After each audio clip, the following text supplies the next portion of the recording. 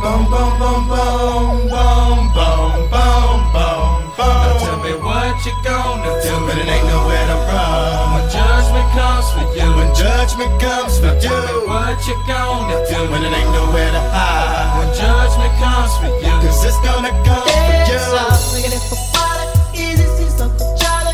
Little boo God's got him, and I'm gonna miss everybody out of roll and flow like eggs. Look to the wild flag and pray for dust, and they play too deep for being sad. Little legs I got to be. Tell me your feature deceased, would it please? Marry me by my grand new way. You can go follow God bless you, working on the plan. Back on Wrestling Network. Welcome back to the CrosUp, your weekly look back at the week that was professional wrestling. This week I'll be running through the results and happenings from Raw on November the 10th to Collision on November the 15th, as well as TNA's Turning Point special event. We open Raw with Triple H getting things going. He talks about how many different things you're able to do are you have to do to be able to be a success in the business. There is one person who is at the top of that list, and that's someone who is a box office attraction. He left it all in the ring every night and could be ruthless on the mic.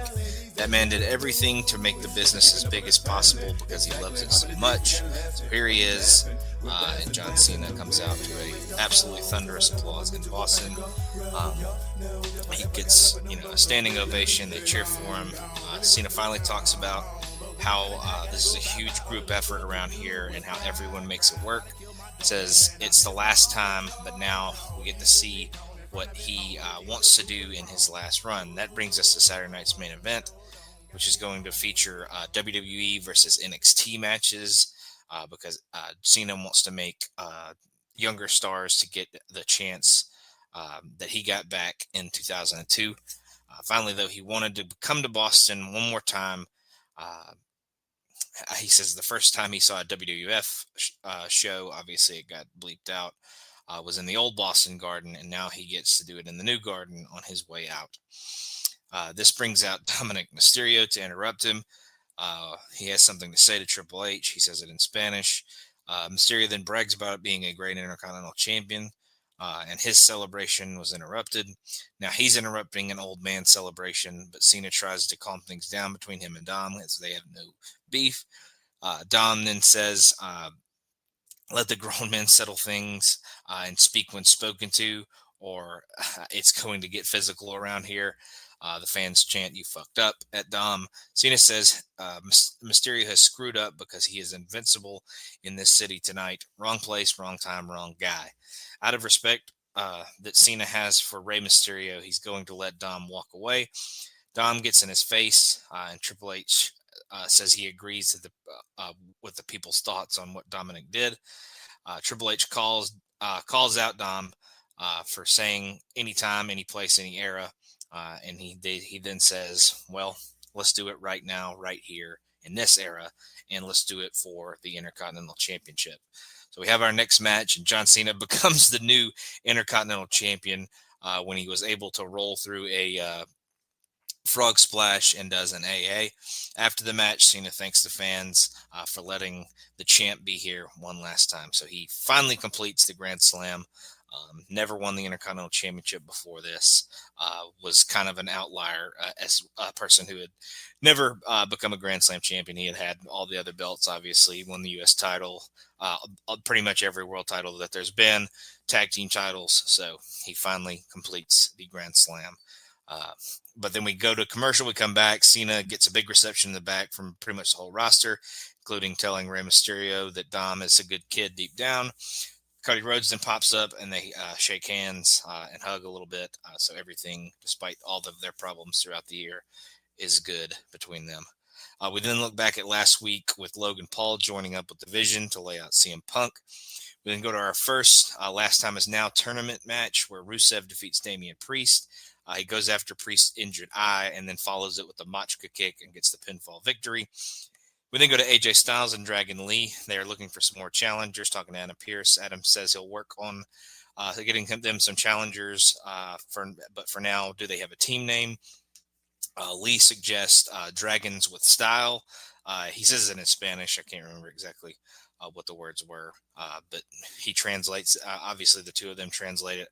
But Styles says they can work on it. He likes it, but maybe not the best effort.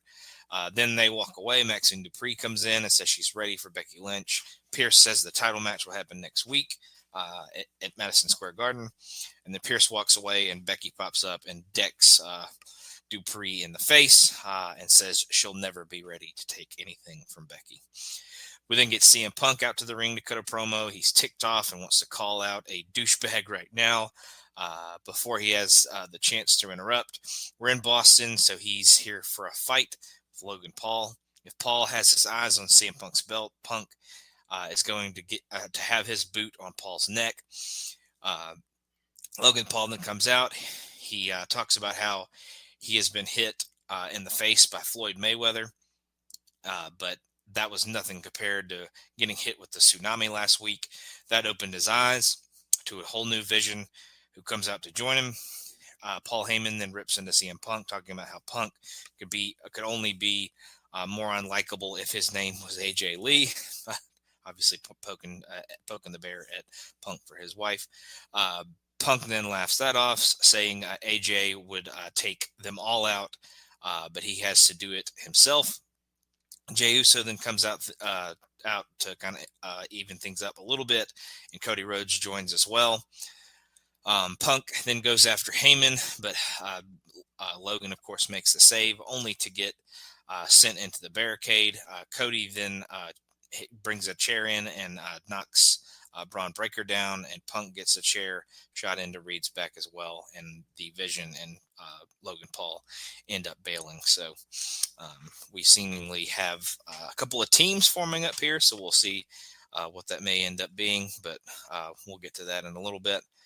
We then look at Lash Legend moving up to the main roster on SmackDown to join forces with Nia Jax, who eventually beat Charlotte. Later in the night, Asuka messaged Charlotte and Alexa Bliss in the trainer's room to make matters worse. We then get Stephanie Vaquer defeating Raquel Rodriguez via pinfall following a corkscrew moonsault. After the match, Roxanne jumps Stephanie Vaquer but gets knocked outside by Nikki Bella. Vaquer and Bella then pose, but of course, out of nowhere, Nikki Bella indeed hits her with her belt. We finally get the big heel turn from Nikki Bella. So the whole time that they've been kind of palling around, it kind of seemed like it maybe headed that way, but we probably will eventually get a Nikki Bella Stephanie Vaquer match based off of this. We then go to the group of faces that went up against the Vision earlier: CM Punk, Jey Uso, and Cody Rhodes. They want the Vision, and they want them a very certain way. And then Punk calls in William Regal. William Regal pops up out of nowhere and says, "War Games!" And Adam Pearce confirms it. So right now it would be 3-on-3. I assume they'll add some more team members. We may even talk about some people once we get to SmackDown, but I don't think we've confirmed any more members so far. But as of now, it's Punk, Uso, Rhodes versus obviously Reed, Breaker, and Paul. So we go to our next Last Time Is Now tournament match, and it is Sheamus defeating Shinsuke Nakamura via pinfall following a brogue kick. We get some more tournament matches announced after that. We will have Javon Evans versus Gunther, and we will get Solo Sikoa versus another mystery opponent. So they don't want to, again, lay it out there, but it'll be somebody that we don't know quite yet. So.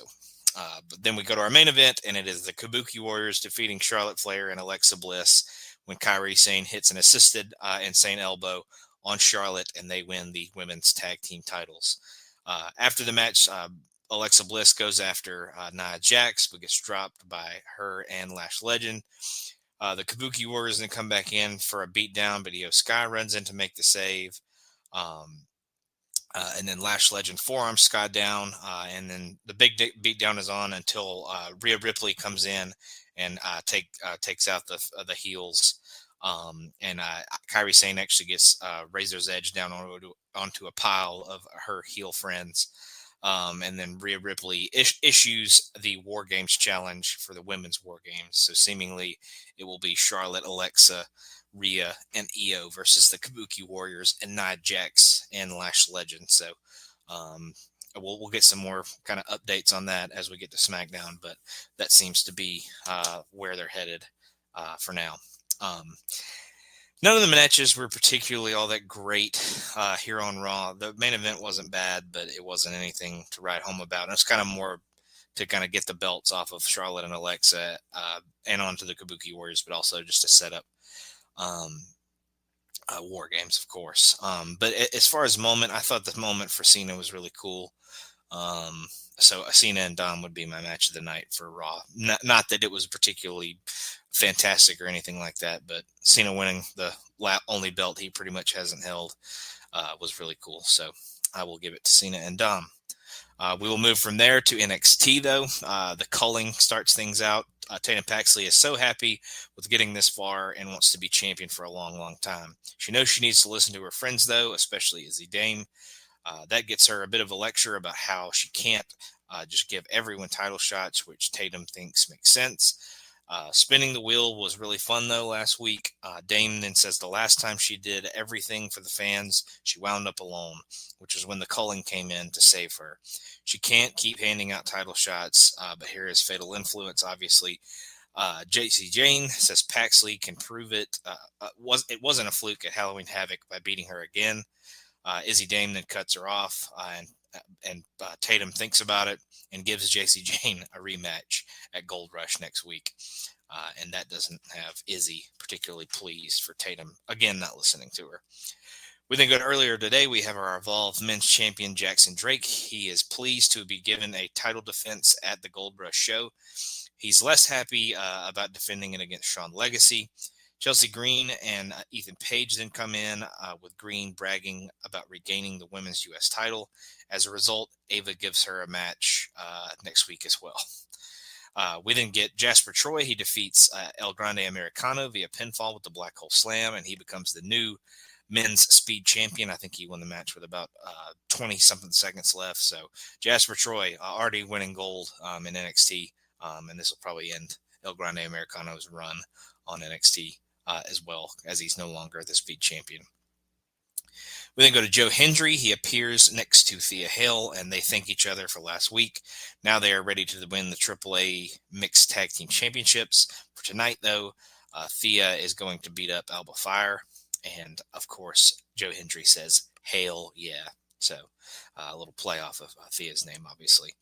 We then go to Sean Legacy. He is in Ava's office when Zarya and Sol Ruka come in. Legacy wishes Ruka well in her rehab, with Ava saying that Ruka is medically cleared. She wants to face Blake Monroe next week for the Women's North American Championship. And Ava sounds a bit skeptical about making it, but does make the match in the long run. We then get Thea Hale. She defeats Alba Fire via pinfall following a sunset flip after some chaos on the outside between Joe Hendry, Ethan Page, and Chelsea Green, obviously. We then go to Ricky Saints. He's getting taped up for his big match tonight and gives Tatum Paxley a pep talk, who just happens to be in the room. The culling then come in and pull Paxley away, obviously wanting to kind of keep her for themselves. We then go to Blake Monroe. She is rather pleased with winning the Women's North American Championship, but gets into an argument with herself. There's kind of she's wearing white on one side and she's wearing kind of a darker black dress on the other. Obviously, the one in dark says none of this matters until the real Monroe beats Sol Ruka for good. We then go back to the lighter side of her, and she says she can win with the darker on her side, but that's the kind of champion that the real one needs to be. That's not cool with the real one because they won't like it, but the darker one says it won't because she'll still be champion. And then the real one agrees. So just kind of two sides of her personality, I guess, kind of combating with each other. But the point remains that she needs to beat Sol Ruka on her own and prove that she is really the better person and the better wrestler. We then go to Javon Evans. He is on the phone with Leon Slater, and they have an announcement to make later tonight. We then get Jordan Grace. She comes up to Kalani Jordan and tells her that she is an original because anyone can do what she can do. Jordan Grace then knows what it means to be the Knockouts champion. And then Kalani has been blaming the world for what she is. And then at Gold Rush, The only one she can blame is Jordan Grace. I think Javon Evans coming out for a promo. He's excited to be in the Last Time Is Now tournament, but is obviously a bit scared and skeptical too going up against Gunther. He says that's on Monday though, and now he has an announcement to make tonight. Leon Slater pops up on the screen, and we get the announcement. They are going to challenge Dark State for the NXT Tag Team titles next week. Dark State then pops up in the crowd to say that they're going to take out Evans and Slater next week. And then the four of them get in the ring. But Slater, who was looked like he was via satellite, just kind of ends up popping out of in the arena. And him and Evans take the four of them out with some dives. We then go to Kalani Jordan. She comes up to Trick Williams and admits that he was right. It's lonely at the top, but it does mean being champion. And Trick approves of what Kalani said. We then go to Fallon Henley. She defeats Skylar Ray, which is Danny Sikelski, who won LFG. So this is kind of her debut. And she's pretty much playing the same character she played on that show, but obviously with a little bit of a name change. But she beats her via pinfall with the Famouser. And this advances her to the women's speed title match against Zarya for the vacant championship. We then go to Jasper Troy, who won the men's speed championship earlier. He is happy with his win. Dark State pops up. And is ticked off at Javon Evans and Leon Slater, so they want revenge for next week. Then go to Fatal Influence. They say obviously Fallon has a chance to be the Speed Women's Champion, and then obviously JC's getting another chance at the women's title, so they are ready to dominate NXT once again. We then get Tavion Heights defeating Josh Briggs via pinfall, following a belly-to-belly suplex. We go to Miles Bourne in Ava's office. He says he'll be out there for the main event, but Ava warns him not to interfere. Then he kind of bails, says he won't. Ren Sinclair and Kendall Gray then talk about finding one more member for the No Quarter Catch crew. Laney Reed then comes in, slaps the absolute shit out of Kendall Gray, and they start to brawl. And obviously, I think they'll probably have an Evolve Women's title match at Gold Rush, as Kendall is the champion and Laney's trying to make a name for herself. So another thing that Fatal Influence can kind of add to their collection as well there, so they could end up all being champions probably by the end of Gold Rush. And then we go to our main event, where Ricky Saints defeats Trick Williams in a last man standing match when he spears Trick off the barricade through the announce table. And then after the match, the credits start to roll, but then we hear the drum beats of Oba Femi's entrance music. So Oba, I don't think we ever actually see him because it cuts off before he pops up, but it is basically saying Oba is back and he has returned and he is coming for Ricky Saints. That match was the best match of the show. It was the last man standing match, so they did a lot of cool stuff, a lot of destructive stuff to each other. So definitely check that one out if you check out anything from NXT. We then go to Dynamite Blood and Guts. Not much going on here. We have 3 matches. We open with the women's Blood and Guts match, just absolute any weapon you can think of. They used a mirror at one point, just shattered it over people's heads. But just a bunch of crazy weapon shots, goes a little too long, goes about 45 minutes. But the heel team of Mercedes Moné, Marina Shafir, Sky Blue, Julia Hart, Tekla, and Megan Bain defeat Jamie Hayter, Chris Statlander, Toni Storm, Mina Shirikawa, Harley Cameron, and Willow Nightingale. The heels had escaped the cage at one point and opened the door. They eventually trap, I think, pretty much everybody but Mina and Tony outside of the cage, and I think some of them kind of sneak back in.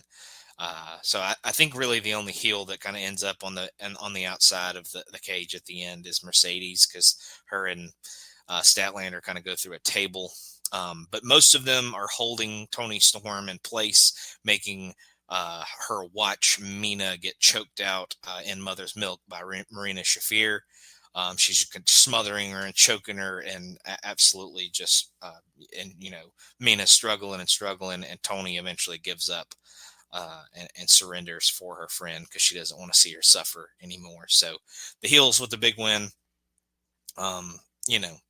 again, maybe a tad gratuitous, maybe a tad too long. But if you have 12 girls in there, it's gonna. I mean, you have to do the time periods between the entrants and stuff like that. But um, I would say it was probably the better of the two. The other one goes even longer somehow. But yeah, a solid match. If you like a lot of spots, a lot of weapon stuff, this is definitely the match for you. But we go to the back. The Don Callis family have laid out the Jurassic Express. The Young Bucks pop up and say it was a message. Don Callis wants an answer about the Young Bucks joining the Don Callis family next week. So they kind of leave that up in the air. We go to Hangman Page defeating Powerhouse Hobbs in a Falls Count Anywhere match when he strikes him with his boot and knocks him off a balcony through a table. After the match, the Ops run in to go after Page with a cage, obviously lowering for the main event. Eddie Kingston and Hook come out for the save just in time. And then Hangman Page then throws out the challenge that the full gear match between him and Samoa Joe be a cage match. We then get one more segment before we get our men's blood and guts. Tony Schiavone comes out and brings out Ricky Steamboat for a special appearance. I think Ric Flair was also supposed to be here, but he never, I guess he no-showed. He talks about his history in this territory and his history around here with Ric Flair, like I just mentioned. He's in the middle of the story, and then FTR and Stokely Hathaway come in and interrupt. As Steamboat makes fun of Stokely Hathaway's height, Stokely says he wants his favorite wrestler front row at Full Gear. Hathaway then says, "You got Macho Man's phone number." FTR brags about making Steamboat look good in his retirement match, and Dax mentions Steamboat being one of his trainers. The thing is, Steamboat didn't teach him a thing. Steamboat says he didn't teach Harwood to have his attitude, but Harwood says Steamboat taught him to save his money. If he and Ric Flair followed that advice, they wouldn't have to be here tonight. The brawl, they start to tease a brawl, but FTR tells Steamboat to get out, and Steamboat says he's going to play it smart here. FTR ends up jumping him, so Bandito and Brody King come out to make the save, with Steamboat's getting a few chops in before FTR and Stokely bail to the back. And then we got our men's blood and guts match. So our heels won the first match, so our faces are going to win here. Kind of a shocking way of ending it, I would say. But Mark Briscoe, Darby Allin, Kyle O'Reilly, Roderick Strong, and Orange Cassidy defeat the Death Riders of John Moxley, Wheeler Yuta, Claudio Castagnoli, Daniel Garcia, and Pac, when Kyle O'Reilly, of all people, makes John Moxley tap to an ankle lock. So he had him in it. He escaped, kind of locked in a choke, and then obviously Kyle was able to break out of that again and lock in the ankle lock once again, and no one was there to save Mox, so he taps. So Kyle maybe getting a renewed push. We'll see. He's a guy that I enjoy a lot, so I'm happy for him to get the win, especially over someone who doesn't take too many pinfall or submission losses like Mox does. So, but Mox tapping twice in the span of about a month is pretty shocking after the endless title reign he had for so long. So, all three matches were good for the show.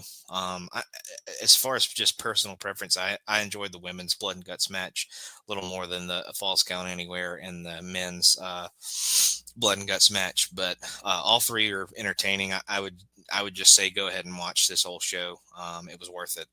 I would say definitely check out all three matches. But if you want just one, I guess I would say go check out the women's one.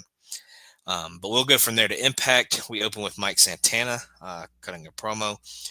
He's happy to be back in front of fans who think he deserves the championship.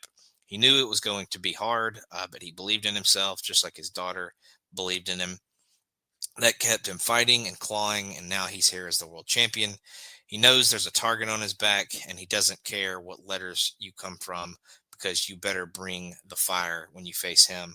This includes Frankie Kazarian and Nick Nemeth, who have the Call Your Shot Gauntlet trophy, and it is as it comes to be trophies. So they didn't have to share said trophy. They each got their own. So we will see one of them come into play in just a little bit. But Ryan Nemeth comes out to stick up for his big brother. And Santana quickly cuts him off. Santana apologizes to the fans for wasting their time with this guy and says that he will actually even give Ryan a title shot tonight. We then get Kalani Jordan. She is ready to retain her title.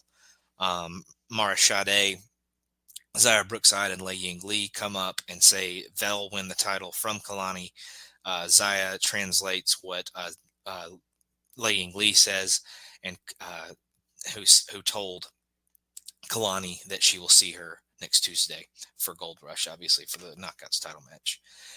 Santina Marilla then comes out and introduces Ava for a chat. She puts over the TNA NXT partnership and brings in Ariana Grace to help run things in her absence. So anytime something like that'll happen in the future, Ariana Grace will kind of be, and she kind of already was. She was kind of already a liaison kind of person, kind of character. So I don't really know why they needed to make a big ceremony out of it. We then have a match between Danny Luna and Indy Hartwell. Indy Hartwell actually gets disqualified when she grabs a chair that Danny had introduced into the match, and Hartwell ends up using it and cracks Luna with it. Eric Young then says that Cleanse is coming and has flyers to prove it. We then go back to Indy Hartwell in the back, and she wants Danny Luna at Turning Point, but this time no DQ. We then go to the ring, and the System are out there. They're happy that they won Hardcore War at Bound for Glory against Order 4, with Eddie praising Alicia for her toughness. He talks about his mom, his brother, and his daughter being in the building for the match, and he couldn't be prouder of how it came out. Moose says Alicia is hardcore, and they are all family. We then go to JDC. He is a bit emotional and talks about how he got married 2 months ago. Him and his wife had decided that he's going to retire from the ring in January at Genesis. He is thankful for the 27 years he has spent in this business. There's going to be a void in the system, but he will help find his replacement before he leaves. We then have the Rascals come out. They show respect and then issue a challenge for an 8-man tag at Turning Point. They know someone who can join them, and JDC accepts on behalf of the System. So we will have the System versus the Rascals and a mystery partner at Turning Point. We then get Mustafa Ali. He gives Jason Hodge a pep talk. Order 4 runs into the Hardys and suggests that they want a tag team title match. The Hardys are fine with that. We'll actually get them in a 6-man that'll be kind of set up later. We then go to AJ Francis. He had beat up BDE, and they set up a match between the two of them at Turning Point. Apparently, he's a YouTuber. I don't know much about him, but he does get a match at Turning Point. We then go to BDE. He is grateful for the opportunity. Leon Slater comes in, gives him a pet talk, but Rich Swann comes in to mock Slater, and then they have an X Division match, X Division title match set up for Turning Point as well. So Rich will take on Leon for his title. We then go to Cedric Alexander. He defeats Jason Hotch via pinfall with the lumbar check. After the match, Agent Zero comes in to lay out Cedric, and then the Hardys come out to make the save. Ali then comes in, and he gets taken out as well. So we will see the 3 guys of Order 4 take on the Hardys and Cedric Alexander at Turning Point. We then meet our new knockout, Mila Moore. I can't remember how it's pronounced, but either way, she talks about getting into wrestling in college and then getting signed. She was emotional when she was signed, but then she realized, why did it take everyone so long to realize what a talent I can be? We then go to Kalani Jordan. She defeats Heather by elegance via pinfall with the one-of-a-kind moonsault. We then go to the Inspiration in the backstage. They are ready for their triple threat knockouts tag team title match. They will be defending against the Angel Warriors and Tessa Blanchard and Victoria Crawford. We then go to Tessa and Victoria, and they are ready for the match as well. And we also get a promo from the Angel Warriors, which is Zaya Brookside and Lei Ying Lee, and they are also very ready to become the Knockouts Tag Team Champions.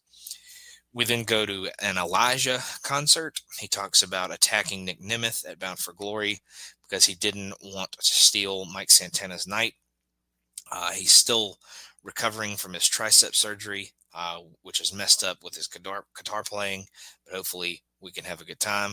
The first song is an up-tempo, Amazing Grace, with the first verse being the traditional version before shifting into something about walking with Elijah.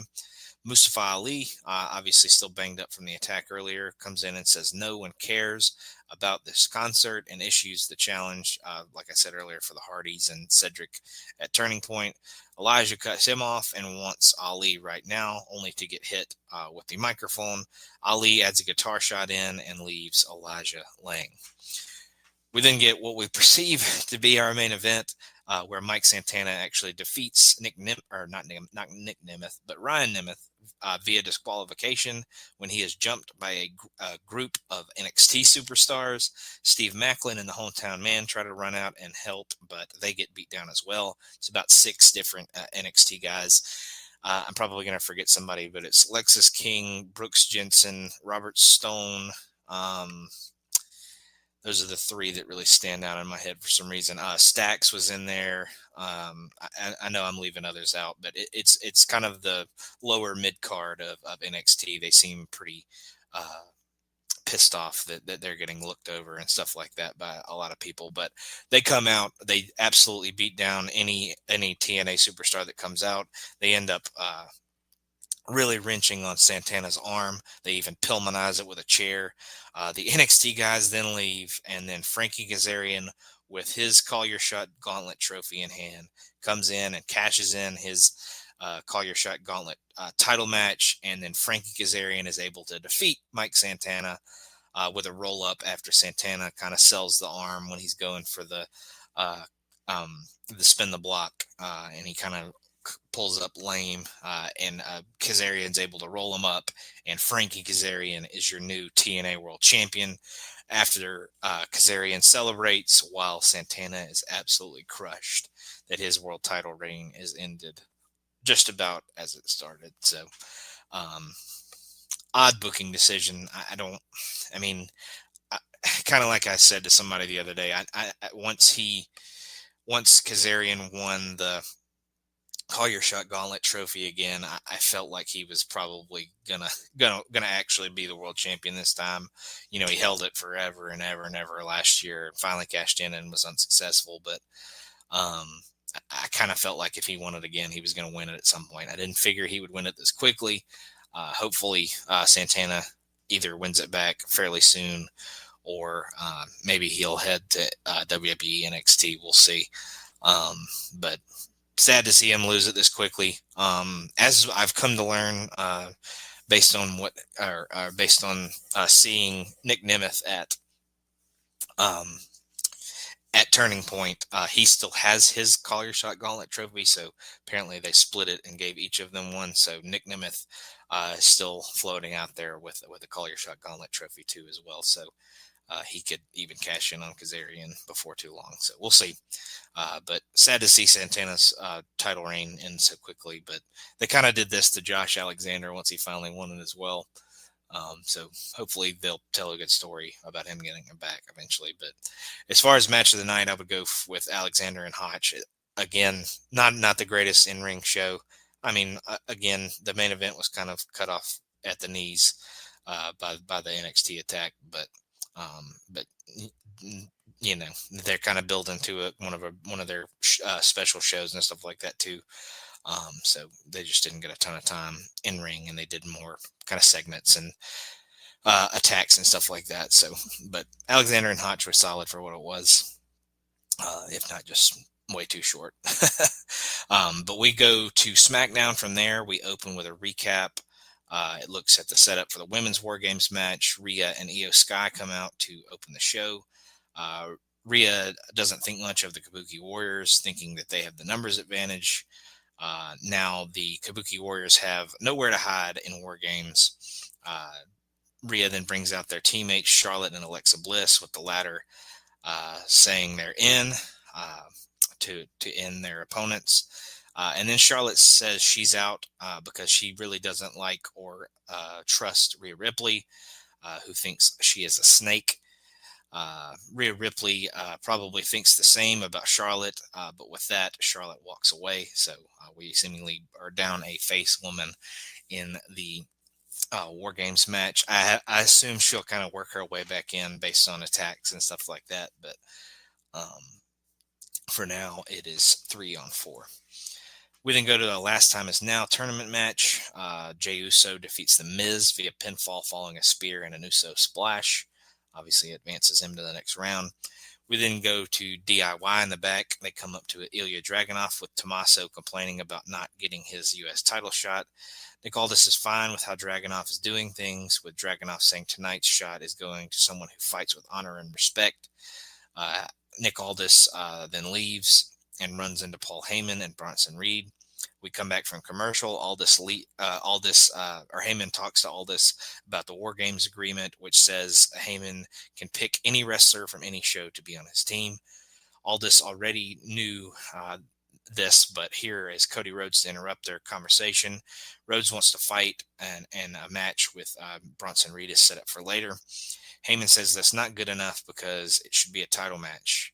Cody then tells Aldis to book it, and Aldis does as Cody says and makes the match between Reed and Rhodes a WWE Championship match. And Heyman, of course, gives his sly little grin to end the segment.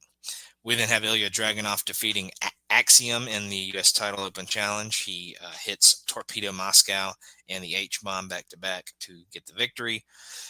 Another banger, obviously. It's not to shock anybody, but that's going to end up being match of the night for SmackDown. We then go to R-Truth. He's still trying to get into the Last Time Is Now tournament. Chelsea Green then comes in to demand pyro for her U.S. Women's title win, but Nick Aldis basically just says yes to get her to shut up. We then see during the break that Tommaso Ciampa had attacked Axiom backstage with Nathan Frazier, eventually making the save. I think it's Sami Zayn coming out to cut a promo. He talks about how he beat Solo Sikoa for the U.S. title and got to do a bunch of things as champion. Now he wants to keep up the war with Sikoa and the MFTs, but he hasn't been medically cleared. That has left him on the sidelines for weeks, but that ends tonight. Zayn wants Solo out here right now, so Solo comes out complete with all of his MFT buddies. Sikoa says he knows the real Zayn will do desperate things and knows that Zayn is still hurt. This could go very badly for Zayn, as Sikoa could have them drop him where he stands. Zayn says it won't be long as he's officially medically cleared, but he didn't come alone. Shinsuke Nakamura and the Motor City Machine Guns come out for a brawl, as well as Rey Fenix.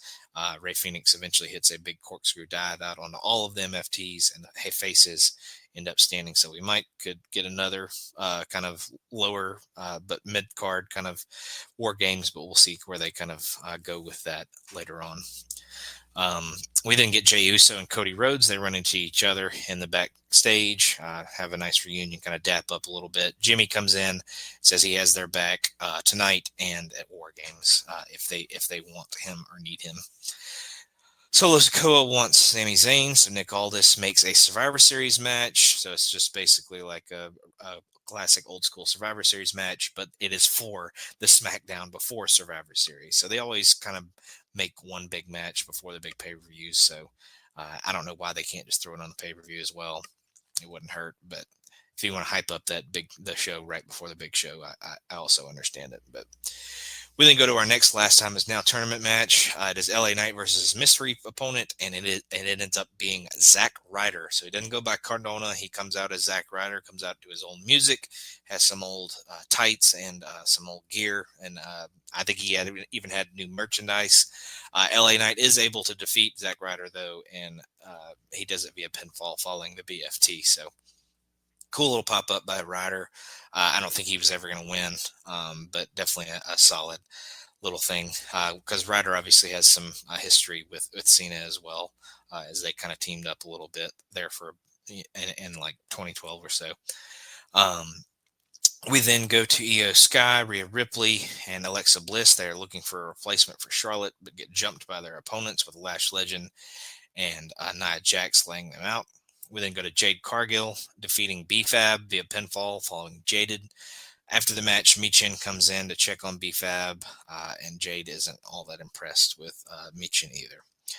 We then get some more first round matches for the last time is now tournament announced. Carmelo Hayes will take on Bronson Reed, and Penta will take on Finn Balor. We then go to Carmelo Hayes. He says he'll see The Miz when he sees him, but first he wants to get a shot against John Cena because if he does, he won't miss. Bronson Reed comes in to say he'll end Cena after ending Carmelo next week. We then go to a promo package for Aleister Black. He talks about he and Zelina and how they corrupted Damian Priest, just as they said they would. Now, though, they're coming for the rest of the locker room. So be on the lookout. We then get Cody Rhodes defeating Bronson Reed via DQ when Braun Breaker comes out to attack. After the match, Breaker and Logan Paul continue to beat Cody down. The Usos come out to make the save, and they bring in a table. Drew McIntyre, who was suspended last week, runs in to take out the Usos, with Paul Heyman saying anybody to a screaming Nick Aldis. The good guys are wrecked, including a Claymore and Tsunami to Cody to end the show. So obviously it seems that Drew McIntyre, despite being suspended during this week's show from last week, comes out and is joining the Visions Survivor Series War Games team. So we'll see where that continues to build throughout the weeks, if they add more members or if they go with the 4-on-4 that they have currently. So, I assume that they pretty much said Jimmy Uso's on the team as well. So, but we'll see. We'll then go to Turning Point for TNA, one of their special shows. We open with a recap of the NXT guys costing Mike Santana the world title on Impact from the previous night. We then get Kalani Jordan opening up things, defeating M by Elegance, so defeated both members of the Elegance brand via pinfall with the one of a kind moonsault. We then get Lei Ying Lee, Xia Brookside, and Mara Sade. They again say they want the Knockouts title. Ryan Nemeth comes in to say that he is the real story of Impact over the last 24 hours, as he's kind of the one that weakened up, quote unquote, Mike Santana. We then go to Santino. He asks Ava and Ariana Grace about the invasion, but Ava says they can manage their own locker rooms and don't worry about mine. You worry about yours, and storms off. We then get AJ Francis. He defeats BDE via pinfall following the down payment. We then go to Steve Macklin. He doesn't know if Mike Santana will be here tonight, but he's ready to fight alone if he has to. If NXT wants to go to war, they picked the wrong man to go after.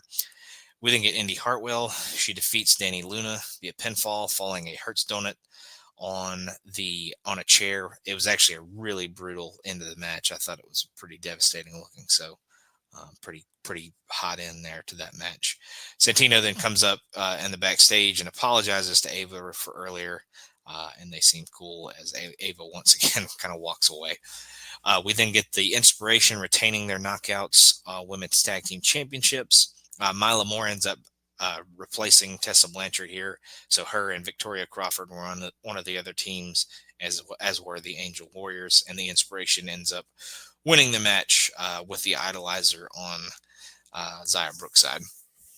We then go to Order 4, defeating Cedric Alexander and the Hardys when Ali gets Alexander alone. He kicks him low and then gets a pinfall with a small package. We then get the Rascals taking on the System and Desmond Xavier, Wes Lee, whatever you want to call him. Obviously, he was Desmond Xavier in the Rascals before he left, went to NXT and got a different name. So Desmond Xavier seemingly joins back with the Rascals of Myron Reed, Trey Miguel, and Zachary Wentz and take down the System when Desmond hits the Spinal Tap on JDC. After the match, they hug and show respect and shake hands and all that. And the Rascals seemingly have their fourth member back in the fold, despite them pretty much hating each other over the last year. Eric Young then comes up to Santino Marella and wants to expose the truth, which seems to suggest that he thinks that Santino has something to hide. We then get Leon Slater. He defeats Rich Swann via pinfall following the Swanton 450. After the match, Slater gets a bit emotional as he recently lost his grandmother, but he says he's crying because of his eye injury. Oh, and he and Javon Evans are going to win the NXT titles coming up on Tuesday. We then get Mike Santana, who eventually does show up. Him and Steve Macklin defeat Nick Nemeth and Frankie Kazarian when Santana hits the spin the block on Kazarian. So he pins the guy that just beat him for the world title just the previous day. So another questionable kind of booking situation there. But they kind of set that up because after the match, Nick Nemeth tries to cash in his title shot. But once again, the NXT guys pop up, beat down everyone. They kind of implied the previous night that maybe they were working for Kazarian, but they beat him down as well. Some other TNA superstars try to come out and cut things off, but Santino comes out to kind of yell at all of them, and that ends up having him beat down as well. And then the Hardys come out with chairs, but they also get beaten down, and the NXT guys end up standing tall to end the show. So I don't know if this is a group that's consistently going to be on TNA or if they're going to get a name or whatever, but a lot of disgruntled kind of guys that have been in NXT for a while that really want to make a name for themselves. So, but the System versus the Rascals, the 8-man tag, was the best match on the show for me. The X Division match was good as always, as Leon's one of the best out there right now. But as far as best match, I would go with that 8-man tag. And then we will go to Collision to end our week. We get obviously some pretty lengthy blood and guts recaps. We then go to our opening match where the Death Riders, represented by Wheeler Yuta, Pac, and Daniel Garcia, they defeat Adam Priest, Tommy Billington, and Jay Lethal when Pac gets Lethal to tap to the Brutalizer. After the match, Pac talks about how awesome it was to watch Darby Allin burn. He got dumped through a flaming table at Blood and Guts. And then the challenge is laid out by Pac for a match with Darby at Full Gear. We then get the Don Callis family. They're ready for Mark Briscoe, both in tonight's match with Mark Davis and the match at Full Gear with Kyle Fletcher. Tony Storm and Mina Shirakawa are in the back with Storm saying that while she dies every day, the other team hurt the woman that she loves, and vengeance is sworn upon their opponents in the tournament. We then get Mark Briscoe defeating Mark Davis via pinfall following the Froggy Bow. We then go to the back where Scorpio Sky with Christopher Daniels says he is ready to win the TNT title back.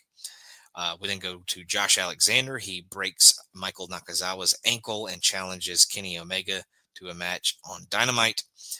We then come back to the arena and we have our weekly MXM TV casting call. To challenge anybody in the locker room, to challenge any member of their group. Tamello answers the challenge and challenges Tyler Valkyrie, and she defeats her via pinfall following the TKO. After the match, Marina Shafir then comes in to attack Tay and chokes her out until Tony Storm runs in to make the save. Marina and Megan Bayne obviously face TJ in the first round, so trying to get a little bit of an advantage on top of and then Tony obviously trying to get some revenge from Blood and Guts. We then go to video of Hangman versus Powerhouse Hobbs from Dynamite, obviously setting up the cage match with Samoa Joe and Hangman at Full Gear. We then have Kyle Fletcher defeat Scorpio Sky via pinfall following the Brainbuster. After the match, Scorpio Sky continues to get beaten down. Skyflight and Mark Briscoe then run in to run the Don Callis family off. Briscoe tells Fletcher to give the title some kisses and hugs because it's coming home with him, Full Gear. Fletcher then reveals he's only one win away from the all-time defense record in a single reign as TNT champion. So that is what he is striving for when they have that title match. And then we get an announcement for a match on the Full Gear kickoff show. It's going to be the Acclaimed, the Bang Bang Gang, or I should say the former Acclaimed, but the Bang Bang Gang, Big Bill and Brian Keith and the Outrunners, they are going to be fighting for $200,000 on the Full Gear kickoff show. We then get a by the numbers look at Mercedes Moné versus Chris Statlander. We then go to another match where Riho and Alex Windsor defeat Hyan and Maya World when Riho hits Hyan with a crucifix bomb. After the match, Tony Storm and Mina Shirakawa pop up on the screen to say that they'll be facing Riho and Windsor in the first round of the women's tag team title tournament, and violence is promised in the form of a bloody good time. We then go to video after the Blood and Guts. The conglomeration is thrilled that Kyle O'Reilly made Jon Moxley tap. That's enough for Moxley, who had been on commentary all night, to grab the mic and challenge O'Reilly to a match anytime, any place. We then go to Tay Mello. She respects Toni Storm and wants to fight Marina Shafir one-on-one before they have their tag team match in the tag team tournament. And then we go to our main event, where Jet Speed, Juice Robinson, and Bandito defeat La Facción and Gobernables and FTR, when Bandito is able to hit the 21 plex on Roosh for the win. Fletcher and Sky was very good, but I would go with that main event 8-man for the best match of the show. Like I always say, AEW just has a really good way of putting these guys in these matches who have, are equally as talented as each other, and really can go out and deliver bangers over and over again. But that would definitely be my match of the night. But Sky and Fletcher would not be that far behind. But that's another week. I actually lied last week and said there wasn't a special show, PLE, or anything like that. So Turning Point kind of snuck up on me. But a lot of happenings this week. Obviously, we will continue to build the Survivor Series in Full Gear. I believe Full Gear is next weekend, so that will obviously be covered. If it's not on a Sunday, it'll be covered on next week's episode. If it's on Sunday, then I may have to delay it just slightly, but we shall see when we get there. But thank you as always for joining me, and we will see you next time.